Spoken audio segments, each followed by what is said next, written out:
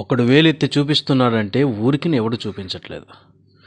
ఇలాంటి పనికి మాలిన వాళ్ళందరూ క్రైస్తవులో చేరి క్రీస్తుకున్నటువంటి ఆ నామాన్ని, శక్తి కలిగిన నామాన్ని నాశనం చేయటానికి సాతాను వీళ్ళందరినీ వాడుకుంటున్నాడు.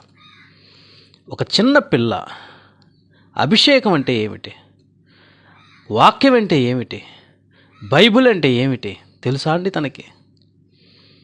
తను ఈ విధంగా చేస్తూ ఉంటే అక్కడికి వచ్చి పడిపోతున్నారు. ఎక్కడైనా బైబిల్లో ఇలాంటి సంఘటన జరిగిందా? అపోస్తలులు ఎక్కడైనా ఇలా చేతులు పెట్టి పడగొట్టడం కానీ? దురాత్మలు ఉన్నాయి. అక్కడ అపోస్తలు చేసిందేంటి? నేటి క్రైస్తవ్యం చేస్తున్నదేంటి? సిగ్గుపడాలి క్రైస్తవులు. ఇలాంటి నీచమైనటువంటి వాళ్ళందరూ తయారై క్రీస్తుకున్న పరిశుద్ధత సమాజంలో ఎంత దిగజారి విధంగా చేస్తున్నారంటే, ఏంటి అడిపి పడగొడితే ఏదైనా సరే పాపులారిటీ, ఏదైనా సరే ఆకర్షణ, మనుషులు నిండిపోవాలా క్రైస్తవ్యంలో చర్చిలన్నీ.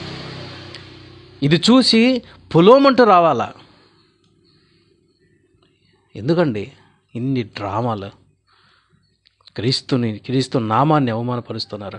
సిగ్గుపడండి. ఇతరులకు బోధించటం కాదు, ముందు తనకు తానే బోధించుకున్నవాడు ధన్యుడు. సిగ్గుపడండి.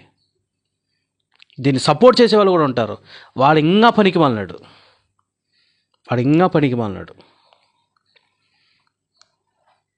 దయచేసి క్షమించండి. ఇలాంటి వాళ్ళని ఖచ్చితంగా ఖండించండి. క్రైస్తవులారా, మోసపోవద్దు.